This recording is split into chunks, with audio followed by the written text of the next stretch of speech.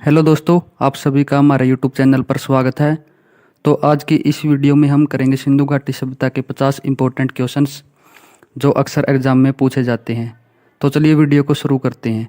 तो हमारा सबसे पहला प्रश्न है कि सिंधु घाटी सभ्यता संबंधित है। तो दोस्तों, सिंधु घाटी सभ्यता संबंधित थी आदि ऐतिहासिक युग से, इसलिए हमारा राइट आंसर हो जाएगा ऑप्शन बी।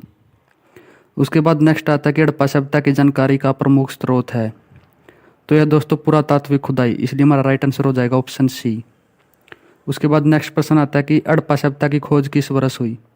तो हड़प्पा सभ्यता की खोज सबसे पहले 1921 में हुई थी, इसलिए हमारा राइट आंसर हो जाएगा ऑप्शन डी। और ये किसके द्वारा की गई थी? ये की गई थी दयाराम साहनी के द्वारा।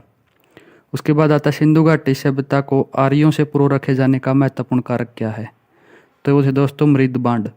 तो इसलिए हमारा राइट आंसर हो जाएगा ऑप्शन डी। उसके बाद आता है सिंधु घाटी के निवासियों की सभ्यता को जानने का मूल स्रोत क्या है। तो यह दोस्तों बर्तन, जेवर, हथियार और औजार, इसलिए हमारा राइट आंसर हो जाएगा ऑप्शन बी। उसके बाद नेक्स्ट प्रश्न आता है कि हड़प्पा सभ्यता किस युग की थी। तो हड़प्पा सभ्यता कांस्य युग की थी, इसलिए हमारा राइट आंसर हो जाएगा ऑप्शन ए। उसके बाद आता है हड़प्पा का उत्खनन करने वाला प्रथम पुरातात्विक जो इसके महत्व को नहीं समझ पाया था वो कौन था। तो वो था अलेक्जेंडर कनिंघम, इसलिए हमारा राइट आंसर हो जाएगा ऑप्शन ए। उसके बाद आता है सिंधु घाटी सभ्यता निम्नलिखित में से किस सभ्यता के समकालीन नहीं थी। तो ये थी ग्रीक की सभ्यता के समकालीन नहीं थी, इसलिए हमारा राइट आंसर हो जाएगा ऑप्शन डी। उसके बाद आता है सिंधु घाटी के लिए मेसोपोटामिया रिकॉर्डों में निम्नलिखित में से किस शब्द का प्रयोग किया गया था। तो किया गया था मेलुआ, मेलुआ शब्द का प्रयोग किया गया था, इसलिए हमारा राइट आंसर हो जाएगा ऑप्शन बी। उसके बाद आता है निम्नलिखित में से कौन हड़प्पा और मोहनजोदड़ो के उत्खनन से संबंधित नहीं थे। तो वे थे दोस्तों वी ए स्मिथ, इसलिए हमारा राइट आंसर हो जाएगा ऑप्शन डी। उसके बाद 11वां क्वेश्चन आता है सिंधु घाटी सभ्यता के संदर्भ में कौन सा कथन सही नहीं है। ए ऑप्शन दिया हुआ है सिंधु घाटी सभ्यता एक उच्च नगरीय सभ्यता थी। बी ऑप्शन दिया हुआ लोगों को लोहे की जानकारी नहीं थी। और सी है यह कहना कठिन है कि लोग किस प्रजाति से संबंधित थे। और डी है कि लोगों को कृषि के बारे में जानकारी नहीं थी। इसलिए हमारा राइट आंसर होगा यहाँ पर ऑप्शन डी, क्योंकि लोगों को कृषि के बारे में जानकारी थी। उसके बाद अगला प्रश्न आता है कि निम्नलिखित में से कौन सा एक हड़प्पा स्थल नहीं है। तो दोस्तों सोवा गोरा एक हड़प्पा सभ्यता स्थल नहीं है, इसलिए हमारा राइट आंसर हो जाएगा ऑप्शन सी। उसके बाद आता है हड़प्पा सभ्यता के बारे में निम्नलिखित कथनों में से कौन सा सही है। पहला दिया हुआ है शिल्प तथ्यों में असाधारण एकरूपता पाई जाती है, जैसे कि मिट्टी के बर्तन, मुहर, ईंटें और तोल।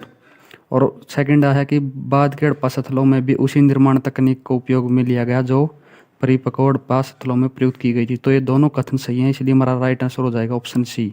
एक और दो दोनों सही हैं। उसके बाद आता है हड़प्पा सभ्यता विस्तृत थी। तो ये दोस्तों कहाँ तक फैली हुई थी। तो ये फैली हुई थी पंजाब, राजस्थान, गुजरात, उत्तर प्रदेश, हरियाणा, सिंधु और बलूचिस्तान, इसलिए हमारा राइट आंसर हो जाएगा ऑप्शन डी। उसके बाद 15वां क्वेश्चन आता है कि सोरतगोई किस देश में है। तो ये था दोस्तों अफगानिस्तान में, और इसलिए हमारा सी राइट आंसर हो जाएगा। और ये है दोस्तों सबसे उत्तरतम बिंदु माना जाता है सिंधु घाटी सभ्यता का। और अगर भारत के संदर्भ में पूछा जाए तो वह है दोस्तों मांडा, जम्मू कश्मीर के अंदर। उसके बाद अगला प्रश्न आता है कि दिए गए कथनों पर विचार कीजिए। पहला दिया हुआ पाकिस्तान के बलूचिस्तान, सिंध तथा पंजाब में सैंधो सभ्यता के विस्तार के प्रमाण मिले हैं। और सेकंड पॉइंट दिया हुआ है सैंधो सभ्यता का विस्तार अफ्रीकी देश मोरक्को तक था, इसलिए इसमें जो पहला पॉइंट है वो सही है, इसलिए हमारा राइट आंसर होगा ऑप्शन ए। उसके बाद अगला प्रश्न आता है कि सूची 1 को सूची 2 के साथ सम्मिलित कीजिए। सूची बंदी हुई सिंधु सभ्यता की उत्तरी सीमा। तो यह दोस्तों उत्तरी सीमा मांडा, जम्मू कश्मीर में चेनाब नदी के किनारे है। और जिला पूछा जाए तो अखनूर है, इसे आप याद रख सकते हैं, आँखों का नूर अखनूर के से इसको याद रख सकते हैं आप। उसके बाद बी आता है कि सिंधु सभ्यता की दक्षिणी सीमा। तो ये दायमाबाद महाराष्ट्र में ही थी। और सी आता है सिंधु सभ्यता की पूर्वी सीमा। तो ये आलमगीरपुर उत्तर प्रदेश में। और सिंधु सभ्यता की पश्चिमी सीमा पूछी जाए तो वो है बलूचिस्तान, जो है सुत कंगेडोर, इसलिए हमारा राइट आंसर हो जाएगा ऑप्शन ए, जिसमें दिया हुआ है 1 2 3 4। उसके बाद आता है मोहनजोदड़ो का अर्थ है। तो मोहनजोदड़ो का अर्थ है मृतकों का टीला, इसलिए हमारा राइट आंसर हो जाएगा ऑप्शन ए। उसके बाद आता है कि मोहनजोदड़ो निम्नलिखित में से कहाँ पर स्थित है। तो यह दोस्तों पाकिस्तान के सिंध प्रांत में, इसलिए हमारा राइट आंसर हो जाएगा ऑप्शन सी। उसके बाद आता है 20वां क्वेश्चन, सिंधु घाटी सभ्यता के विकसित अवस्था में निम्नलिखित में से किस स्थल से घरों के कुओं के अवशेष मिले हैं। तो ये मिले से हमको मोहनजोदड़ो से, इसलिए हमारा राइट आंसर हो जाएगा ऑप्शन डी। उसके बाद आता है कि मोहनजोदड़ो का सबसे बड़ा भवन कौन सा है। तो दोस्तों इसका सबसे बड़ा भवन है अन्नागर, इसलिए हमारा राइट आंसर हो जाएगा ऑप्शन बी। उसके बाद 22वां प्रश्न है कि सिंधु घाटी सभ्यता के निम्नलिखित स्थानों में से कौन सा स्थान सिंधु नदी के किनारे पर था। तो ये था दोस्तों मोहनजोदड़ो, इसलिए हमारा राइट आंसर हो जाएगा ऑप्शन बी। उसके बाद 23वां प्रश्न है कि हड़प्पा स्थल कोटदीजी उस सभ्यता के निम्नलिखित में से किस प्रमुख स्थल के समीप था। तो ये भी मोहनजोदड़ो था, इसलिए हमारा राइट आंसर हो जाएगा ऑप्शन बी। उसके बाद 24वां प्रश्न है कि दिए गए कथनों पर विचार कीजिए। पहला पॉइंट दिया कि अरबी भाषा में मोहनजोदड़ो का अर्थ मृतकों का टीला था। सेकंड पॉइंट दिया कि मोहनजोदड़ो की खोज सर्वप्रथम 1922 में राखालदास बनर्जी ने की थी। और थर्ड पॉइंट दिया है कि मोहनजोदड़ो नगर के पश्चिम में दुर्ग का निर्माण किया गया था। यहाँ पर दोस्तों हमारा सेकंड और थर्ड पॉइंट ठीक है, लेकिन पहला पॉइंट जो गलत है, क्योंकि मोहनजोदड़ो का अर्थ मृतकों का टीला तो है लेकिन ये अरबी भाषा में नहीं था, इसलिए सेकंड और थर्ड पॉइंट हमारा राइट हो जाएगा जो हमें ऑप्शन बी में दिया हुआ है, इसलिए हमारा ऑप्शन बी राइट हो जाएगा। उसके बाद 25वां प्रश्न आता है कि मोहनजोदड़ो के भवन निर्माण में पक्की ईंटों का भी प्रयोग हुआ है और इसका कारण आर दिया हुआ कि पुरोहितों का विद्यालय मोहनजोदड़ो की प्रमुख इमारत है। यहाँ पर कथन ए सत्य है दोस्तों, परंतु जो कारण आर है वो असत्य है, इसलिए हमारा राइट आंसर हो जाएगा ऑप्शन सी। उसके बाद 26वां प्रश्न है कि सिंधु घाटी सभ्यता में कालीबंगा निम्नलिखित में से किसके लिए प्रसिद्ध है। तो ये था दोस्तों मिट्टी के पात्र, इसलिए राइट आंसर हो जाएगा ऑप्शन डी। उसके बाद 27वां प्रश्न आता है कि दिए गए कथनों पर विचार कीजिए।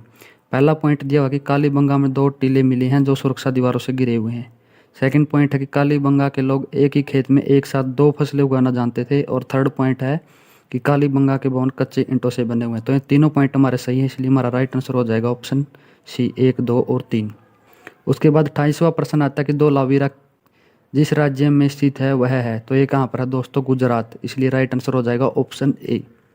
उसके बाद आता है कि हड़प्पा संस्कृति के संदर्भ में शैल्यकृत स्थापत्य का प्रमाण कहाँ से मिला है। तो ये भी हमें धोलावीरा से मिला, इसलिए राइट आंसर हो जाएगा ऑप्शन बी। उसके बाद है दोस्तों 30वां प्रश्न है कि हड़प्पा काल का इनमें से कौन सा नगर 3 भागों में विभाजित था। तो धोलावीरा है जो गुजरात में, यही 3 भागों में विभाजित था, इसलिए राइट आंसर हो जाएगा ऑप्शन डी।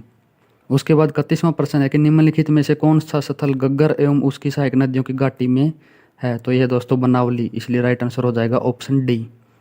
उसके बाद अगला प्रश्न है कि दिए गए कथनों पर विचार कीजिए। पहला पॉइंट दिया हुआ कि बनावली से प्राक विकसित तथा उत्तर सैंधों के साक्ष्य मिले हैं। और सेकंड पॉइंट दिया हुआ कि बनावली में सभी मकानों के आगे चबूतरे बने हुए हैं। तो हमारे दोनों पॉइंट सही हैं, इसलिए ऑप्शन सी राइट आंसर हो जाएगा 1 और 2। उसके बाद दोस्तों अगला प्रश्न है कि कथन ए दिया हुआ है जिसमें दिया हुआ कि बनावली के कई मकानों से अग्नि वेदियाँ मिली हैं। और कारण आर दिया हुआ कि बनावली के मंदिर में अग्नि की पूजा की जाती है।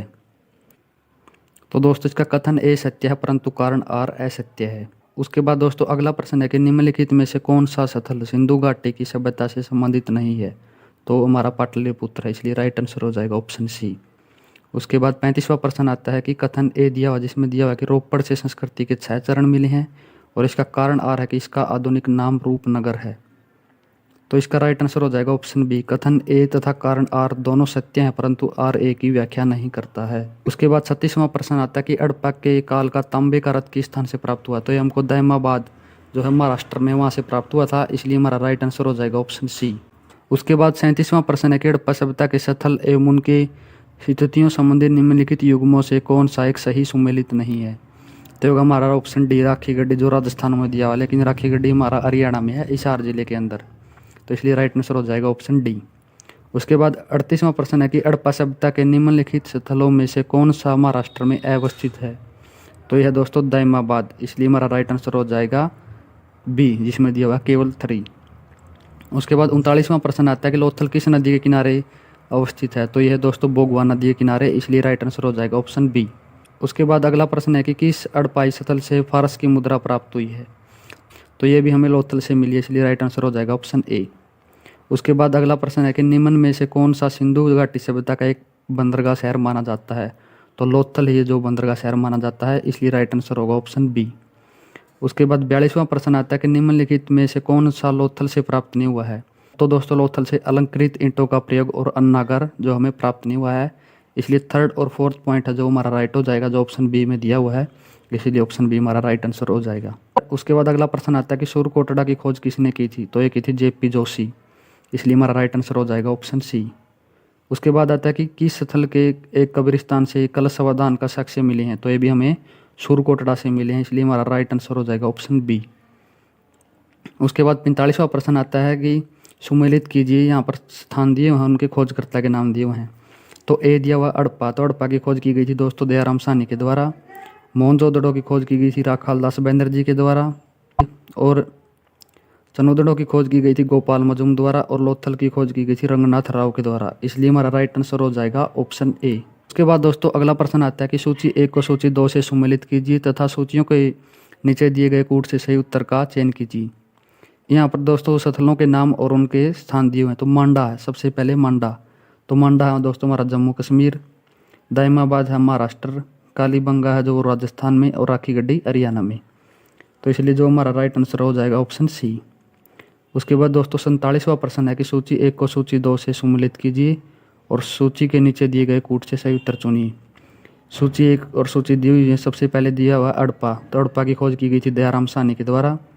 उसके बाद दिया हुआ है हस्तिनापुर, तो हस्तिनापुर की खोज किसके द्वारा की गई थी दोस्तों? तो हस्तिनापुर की खोज जो वो की गई थी बीपी लाल के द्वारा। उसके बाद आता है तक्षशिला, तक्षशिला की खोज की थी जॉन मार्शल ने, और कौशाम्बी है जो उसकी खोज की थी एमजी मजूमदार ने। तो इसलिए हमारा राइट आंसर है जो दोस्तों वो हो जाएगा यहाँ पर ऑप्शन सी। उसके बाद 48वां प्रश्न आता है सूची 1 को सूची 2 से सुमेलित कीजिए तथा नीचे दिए गए कूट से सही उत्तर चुनिए। सबसे पहले दिया हड़प्पा, तो हड़प्पा से हमें क्या मिले थे? समाधान R37 के साक्ष्य मिले थे, और लोथल का जो गोदीवाड़ा हो गया, और कालीबंगा से जूता हुआ खेत मिला है, और मोहनजोदड़ो से मृतकों की मूर्ति। तो इसलिए हमारा राइट आंसर हो जाएगा यहाँ पर 1 2 4 3। ये कहाँ पर दिया हुआ है? तो ये दिया ऑप्शन डी में, इसलिए राइट आंसर हो जाएगा डी। उसके बाद अगला प्रश्न है कि निम्न में से सिंधु सभ्यता से संबंधित कौन से केंद्र उत्तर प्रदेश में है? तो उत्तर प्रदेश में हमारा आलमगीरपुर और हुल्लास, इसलिए राइट आंसर हो जाएगा 3 और 4, ये कहाँ पर दिया? ऑप्शन डी में। उसके बाद दोस्तों हमारा आखिरी और 50वां प्रश्न है कि सूची 1 को सूची 2 के साथ सुमेलित कीजिए और सूचियों के नीचे दिए गए कूट का प्रयोग कर सही उत्तर चुनिए। सूची 1 में हड़प्पा स्थल दिया गया है और उनके आधुनिक नाम। तो सबसे पहले धोलावीरा, तो धोलावीरा ये दोस्तों हमारा कादिर टापू द्वीप है जो ये कहाँ पर है? गुजरात में। उसके बाद राखी गड्डी हिसार के अंदर है, बिरडाना है जो हरियाणा के अंदर है, और बोगवा सौराष्ट्र के अंदर है। तो इसलिए हमारा राइट आंसर हो जाएगा यहाँ पर ऑप्शन सी। तो ये थे दोस्तों सिंधु घाटी सभ्यता के टॉप 50 इंपॉर्टेंट क्वेश्चंस। दोस्तों अगली वीडियो में हम करेंगे 50 से आगे के क्वेश्चन जो हम 100 तक करेंगे। इसके बाद सिंधु घाटी सभ्यता हमारा पूरा चैप्टर खत्म हो जाएगा, उसके बाद हम आगे शुरू करेंगे। तो दोस्तों इसी प्रकार की वीडियो को देखने के लिए हमारे चैनल को सब्सक्राइब कर लें और साथ ही साथ बेल आइकन बटन को भी दबाएं ताकि आपको आने वाली वीडियो की नोटिफिकेशन सबसे पहले मिल सके।